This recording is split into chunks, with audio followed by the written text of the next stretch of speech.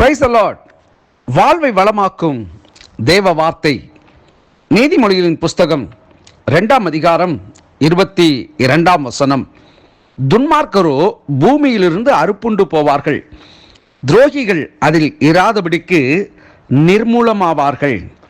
பிரியமான தேவனுடைய பிள்ளைகளே, கடந்த சில நாட்களாக நெட்வொர்க் பிரச்சனை நிமித்தம் நம்முடைய வாழ்வை வளமாக்கும் தேவ வார்த்தை தடையாக இருந்தது. இப்பொழுது கர்த்தருடைய கிருபையினாலே அதற்குரிய காரியங்களை அருமை சகோதரர் சவுந்தரராஜ் அவர்கள் செயல்படுத்துகிறது நிமித்தம் இன்றைக்கு மறுபடியும் இந்த தேவனுடைய வார்த்தையை உங்கள் மத்தியிலே பேசுகிறது மிகுந்த சந்தோஷம்.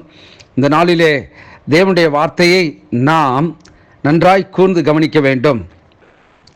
இந்த நாளிலே தேவனுடைய வார்த்தையை தடையின்றி நமக்கு இந்த காரியங்கள் செயல்படத்தக்கதாக உங்களுடைய ஜெபத்திலே இந்த ஊழியத்திற்காக நீங்கள் ஜெபிக்கும்படி அன்போடு கேட்கிறேன்.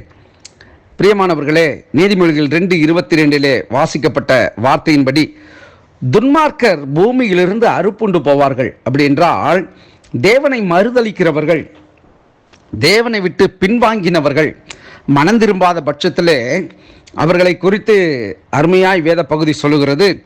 அவர்கள் அறுப்புண்டு போவார்கள். அப்படி என்றால் அவர்கள் நிலை இல்லாமல் போகும் என்று சொல்லி சங்கீதம் 52:5 தேவன் உன்னை என்றென்றைக்கும் இராதபடிக்கு அழைத்து போடுவார், அவர் உன்னை பிடித்து உன் வாசஸ்தலத்திலிருந்து பிடுங்கி நீ ஜீவனுள்ளோர் தேசத்தில் இராதபடிக்கு உன்னை நிர்மூலமாக்குவார்.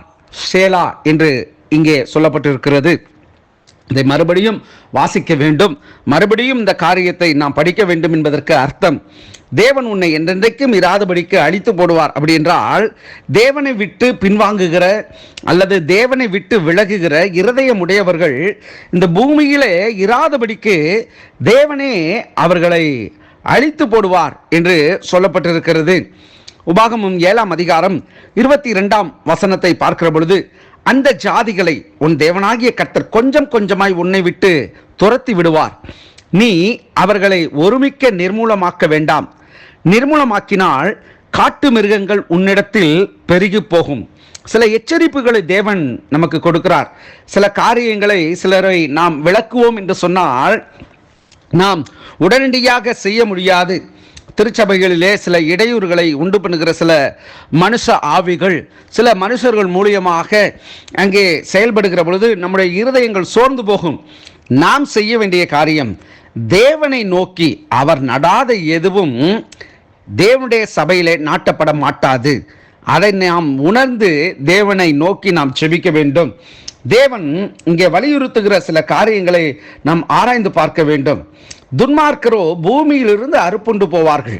அடுத்த பகுதி சொல்லுகிறது துரோகிகள் அதில் இராதபடிக்கு நிர்மூலமாவார்கள் என்று சொல்லி. நம்முடைய வாழ்க்கையில் நம்மிடத்தில் நன்மை பெற்றவர்கள் எத்தனையோ நபர்கள் உண்டு.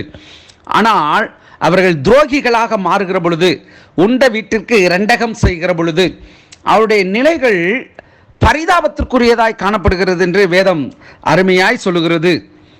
ஏசாயா 3ஆம் அதிகாரம் 10-11 வசனங்கள் இப்படியாய் சொல்லுகிறது. உங்களுக்கு நன்மை உண்டாகும் என்று நீதிமான்களுக்கு சொல்லுங்கள், அவர்கள் தங்கள் கிரியைகளின் பலனை அனுபவிப்பார்கள்.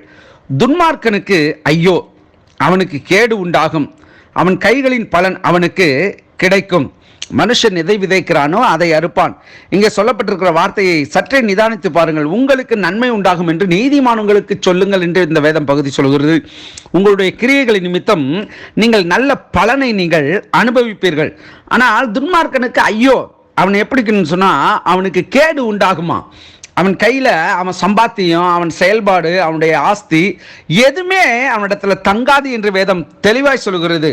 ஆகவே தேவனுடைய பிரியமான பிள்ளைகளே, இந்த நாளிலே இந்த வார்த்தையை நீங்கள் ஆராய்ந்து தியானித்து பாருங்கள். உங்கள் வாழ்க்கையிலே உங்களுக்கு எதிராய் காணப்பட்ட நபர்களை உங்கள் நினைவிலே கொண்டு வாருங்கள். அவருடைய நிலைகளை நீங்கள் சற்றே ஆராய்ந்து பாருங்கள். அவர்கள் உங்களுக்கு துரோகங்களை செய்திருப்பார்கள் என்று சொன்னால் அவர்கள் மூலியமாக நீங்கள் இழப்புகள் எவையேனும் நீங்கள் சந்தித்திருப்பீர்கள் என்று சொன்னால் அவர்களை நீங்கள் தேடியும் காணாதிருப்பீர்கள். பூமியிலே அவர்கள் அறுப்புண்டு போவார்களாம். அவர்கள் இந்த பூமியில இராதபடிக்கு நிர்மூலம் ஆவார்கள் என்று வேத வார்த்தை சொல்லுகிறது. தேவன் இரக்கமுள்ளவர். அது எப்படி என்று சொன்னால், மனம் திரும்பிய பட்சத்தில் அவர் அவர்களுக்கு இரக்கமுள்ளவராய் இருப்பார். மனம் திரும்பாத பட்சத்திலே அவர்களுடைய நிலையும் பூமியிலே அவர்கள் நிர்மூலமாகி போவார்கள், அவர்கள் அறுப்புண்டு போவார்கள். இந்த வார்த்தையை கேட்கிற தேவ பிள்ளையே, ஒருவேளை இப்படிப்பட்ட சுபாவங்கள் உன்னுடைய வாழ்க்கையில் இருக்கும் என்று சொன்னால், இன்றைக்கு மனம் திரும்பி கர்த்தருடைய சமூகத்தில் உன்னை தாழ்த்து. தேவனுடைய இரக்கம் உனக்கும் உண்டு.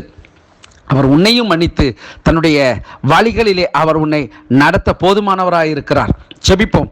பரிசுத்தமுள்ள நல்ல தகப்பனே, ஆசீர்வாதமான இந்த நாளிலும் இந்த வார்த்தையின் மூலியமாய் நீர் இடைப்பட்டதற்காய் நன்றி செலுத்துகிறோம். இந்த ஜனங்களை தகப்பனே நீர் எனக்கென்று ஏற்படுத்தினீர் என்று சொல்லியிருக்கிறீரே, அப்படியா இந்த ஜனங்கள் உம்மை விட்டு விலகாதபடிக்கு உம்முடைய ஆவியிலே இவர்களை ஆண்டவரே அனுதினமும் வழி நடத்துவீராக. உம்முடைய ஆவியானவர் இவர்களை வழி நடத்துவீராக. ஆண்டவரே, இந்த நாளுக்குரிய நன்மைகளும் சுகமும் ஆரோக்கியமும் சௌக்கியமும் செழிப்பும் தீர்க்காயுசும் எங்கள் வாழ்விலே தொடரட்டும். ஆண்டவரே, மனுஷர்கள் இடுகிற சாபங்களும் மனுஷர்கள் எங்கள் மேல் படுகிற பொறாமைகளும் எரிச்சல்களும் விலகி போவதாக. கர்த்தருடைய பிரசன்னம் இந்த நாளிலே எங்களை சூழ்ந்து கொள்ளட்டும். எங்கள் குடும்பங்களையும் சபைகளையும் ஆத்துமாக்களையும் விசுவாசிகளையும் தேவ பிள்ளைகளையும் எங்கள் தேசத்தையும் கரத்திலே அர்ப்பணிக்கிறேன். வழி நடத்தும் இயேசுவின் நாமத்தில் ஜெபிக்கிறேன் பிதாவே. ஆமேன், ஆமேன். God bless you. கர்த்தர் உங்களை ஆசீர்வதிப்பாராக.